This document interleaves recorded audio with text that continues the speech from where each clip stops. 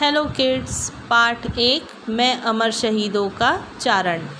यह कविता श्री कृष्ण सरल जी द्वारा लिखा गया है। पढ़ते हैं कविता के बारे में कि उसमें क्या चीज़ दिया गया है, कवि के भाव क्या है।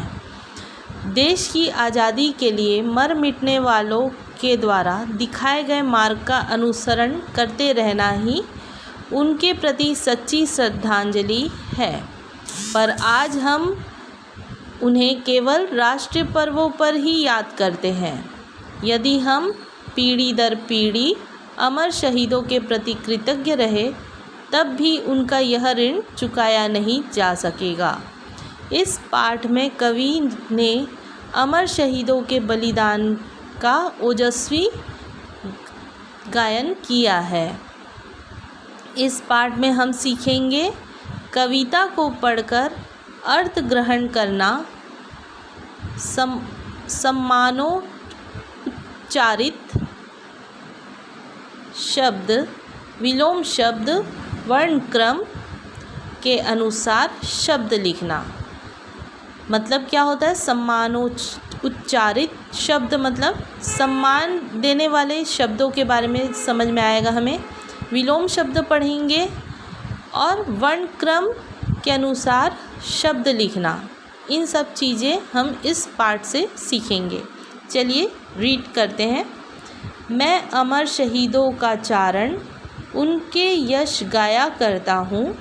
जो कर्ज राष्ट्र ने खाया है, मैं उसे चुकाया करता हूँ। यह सच है याद शहीदों की हम लोगों ने दफनाई है। यह सच है उनकी लाशों पर चलकर आज़ादी आई है। उन गाथाओं से सर्द खून को मैं गरमाया करता हूँ। मैं अमर शहीदों का चारण, उनके यश गाया करता हूँ। गिरता है उनका रक्त जहाँ, वे ठौर तीर्थ कहलाता है। वे रक्त बीज अपने जैसों को नई फसल दे जाता है।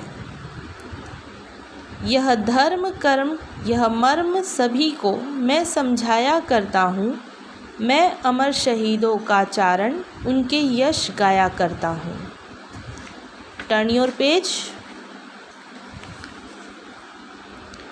वे अगर ना होते तो भारत मुर्दों का देश कहा जाता। जीवन ऐसा बोझ होता जो हमसे नहीं सहा जाता। इस पीढ़ी में उस पीढ़ी के मैं भाव जगाया करता हूँ। मैं अमर शहीदों का चारण, उनके यश गाया करता हूँ। पूजे ना गाए शहीद तो फिर यह बीज कहाँ से आएगा। धरती को माँ कहकर मिट्टी माथे से कौन लगाएगा। मैं चौराहे चौराहे पर ये प्रश्न उठाया करता हूँ। जो कर्ज राष्ट्र ने खाया है, मैं उसे चुकाया करता हूँ। इसे आपको सेम ऐसे ही भाव से पढ़ना है। कम से कम 2 से 3 बार पढ़ें कि आप अच्छे तरीके से इसका उच्चारण कर पाएँ।